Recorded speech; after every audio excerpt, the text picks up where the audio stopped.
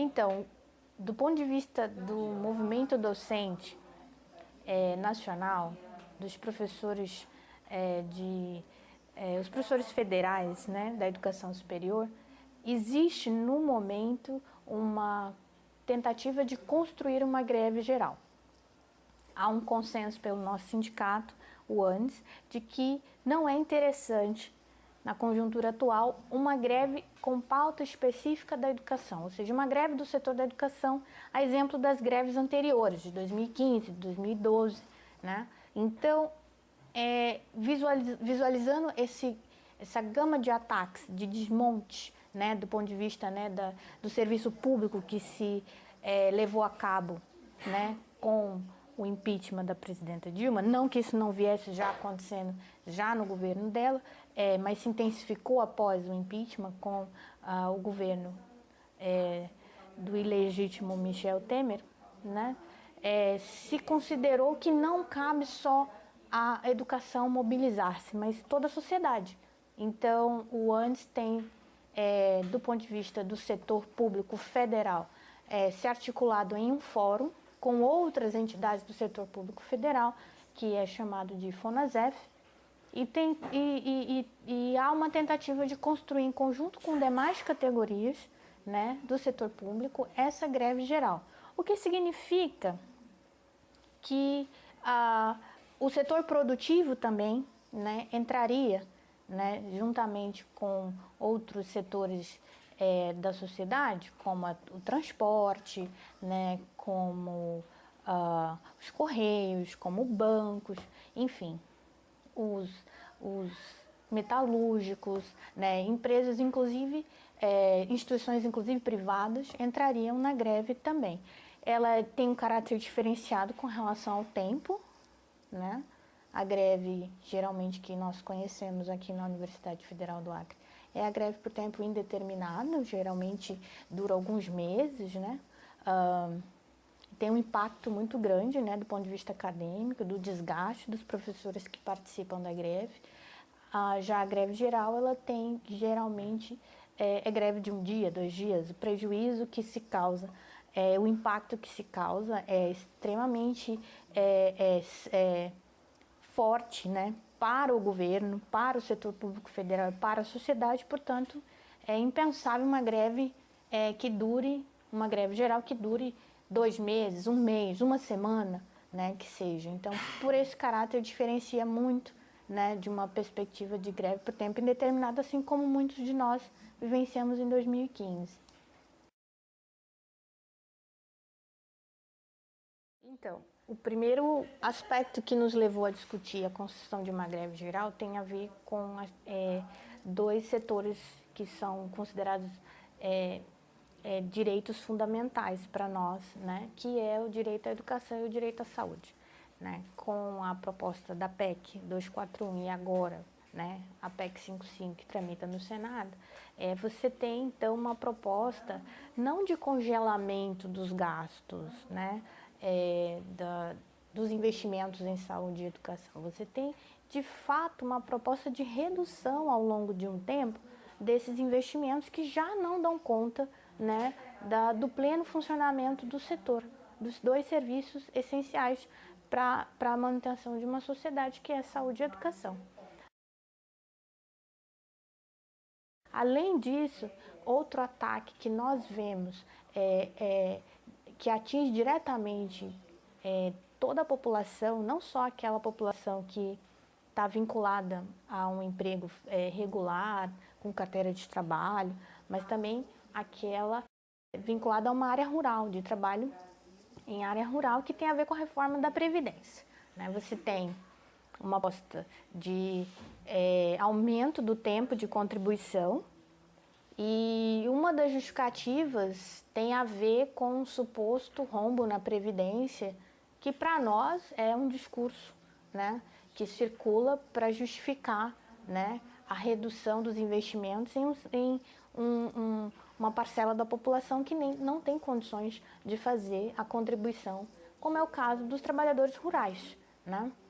Além disso, há o discurso de privilégio, né, do serviço público, que na verdade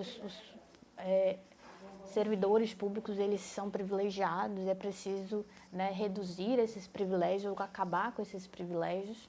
E aí, ao mesmo tempo, né, a gente ouve esse discurso e assiste, né, o aumento, né, do salário dos parlamentares, a aposentadoria para governadores, né, o seu Michel Temer se aposentou com 55 anos, né, então é interessante discutir privilégios e como que a gente muitas vezes reproduz isso, né, sem imaginar que está, na verdade, contribuindo com um discurso que, ao final, vai desmontar a pouca assistência que nós temos nos setores da educação e da saúde. Isso nós enxergamos com muita preocupação, porque quando você para de investir, você cria um discurso que não funciona, que é ineficaz, que a universidade não produz o quanto deveria, que a saúde não atende como deveria. Você cria um ambiente interessante para a iniciativa privada, que é uma política também muito clara do seu Michel Temer, né? A privatização é um caminho que já não tem nem que disfarçar, ele assume isso como bandeira, né?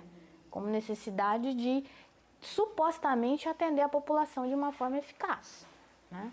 Então, esses elementos todos, não que eles não tivessem num governo Dilma colocados como ameaças a esses dois serviços, saúde e educação, né? De diversas formas, nós como categoria docente, grevamos contra o governo Lula, contra o governo Dilma, quando muitas vezes as centrais sindicais não fizeram nenhum tipo de indicação de greve. Então nós fizemos a crítica em todos os momentos anteriores e sabemos por quê. O desmonte da nossa carreira docente, né, vem de longa data, não foi o Michel Temer que promoveu.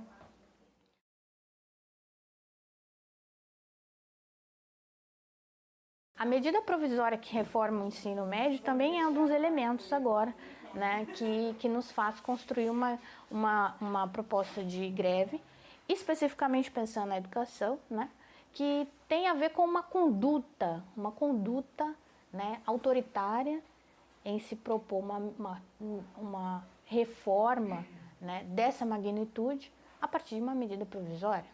Você, com ela, joga todo o Plano Nacional de Educação na lata do lixo, um plano que está sendo construído há muito tempo, né? E que foi pensado para 10 anos, para 20 anos. Então, você não tem como justificar uma ação dessa natureza por parte de um governo que jogou todo o projeto anterior na lata do lixo, né? Então, para nós, os motivos que nos levam a propor a greve geral, eles não são restritos especificamente, né, à educação, mas incluem a educação como um dos grandes motivos, porque é de fato que nos atinge enquanto professores e alunos, né?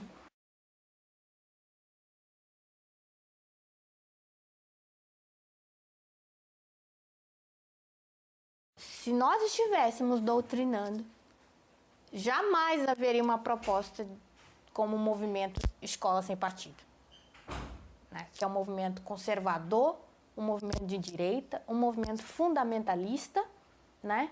Que deve ter passado esses cidadãos pela escola. Não é possível que a escola brasileira não passou na formação das pessoas que propuseram esse movimento, que estão agora traduzindo em projetos de lei.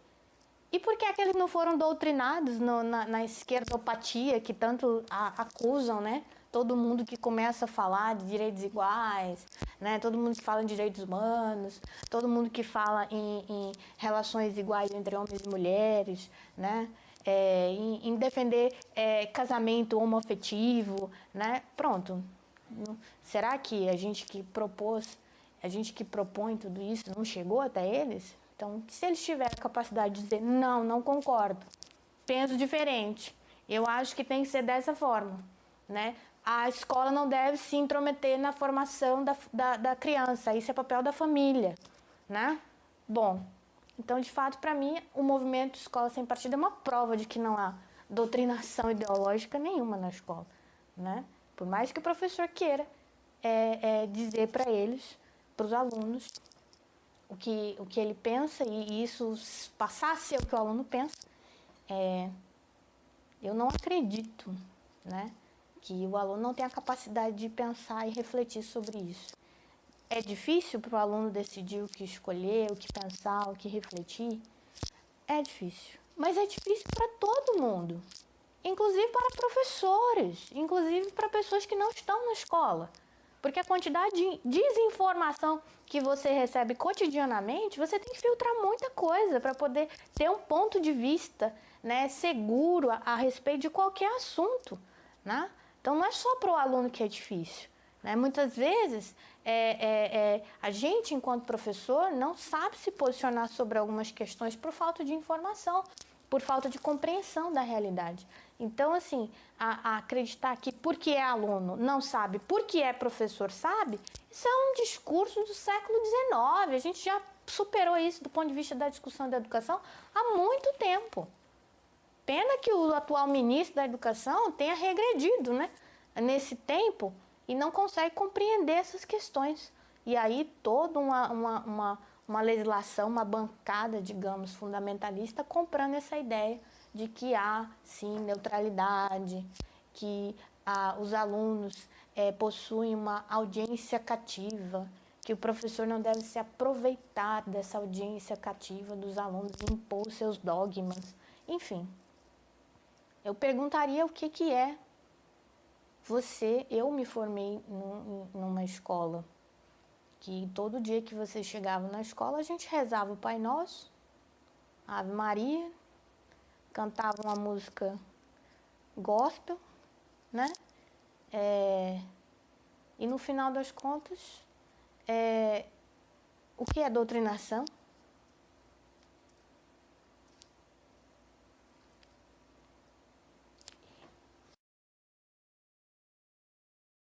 E será que eu me senti, então, uma pessoa que não podia, então, pensar de outra forma? Portanto, já que eu rezava Ave Maria, o Pai Nosso, eu me tornei uma católica fervorosa? Qual é a palavra atualmente? Agnóstica, né? Não sou. Não sou católica, não sou cristã. Então, veja, eu tive uma escolha. Mas também não foi uma escolha que eu decidi ali naquele momento. Na nossa vivência a gente vai se transformando e cotidianamente fazendo escolhas. Então, da mesma forma que eu acredito que não é porque eu rezei o Pai Nosso e Ave Maria durante quase 11 anos de formação, 11 anos não, uns 6 anos de formação, ensino fundamental, né, e o infantil aí, eu continuei, então, num segmento religioso X ou Y, né? Mas veja que a escola e o Estado é laico, deveria ser, né? Então é por isso que é essa escola que eu defendo. Eu defendo o Estado laico, eu defendo a escola laica, né? Que a gente não tenha que cantar nem rezar o credo e defender o credo de ninguém. Então essa escola que eu defendo. Então, discutir sexualidade na escola, por exemplo, pela escola sem partido, tem que ser abolido. Não se pode discutir sexualidade na escola. Isso aí é um aspecto que diz respeito tão somente à família. Eu penso que essa separação entre o que é papel da escola e o que é papel da família, ela, na história, é utilizada convenientemente dependendo do contexto, né? Quando o professor quer se eximir de atuar como um educador, ele diz, a gente tem que instruir, quem tem que educar é o pai ou a mãe. Né? Quando o Estado está agora interessado em aprofundar uma perspectiva fundamentalista de ensino, com o objetivo claro de retirar sociologia, história, filosofia do currículo, né? Ele diz assim, não, e agora isso é papel da família. Né? E defende também que isso é papel da família, não é papel do Estado. Atualmente, na Política Nacional de Educação, se você pegar os parâmetros, as diretrizes, as orientações, é papel da escola. Discutir sexualidade, discutir trabalho, consumo, meio ambiente, é papel da escola. Mas com o movimento Escola Sem Partido, você tem, né, esse recuo na história, porque interessa agora a determinados setores, não uma escola sem partido, mas uma escola de um partido. né? É essa que é a questão.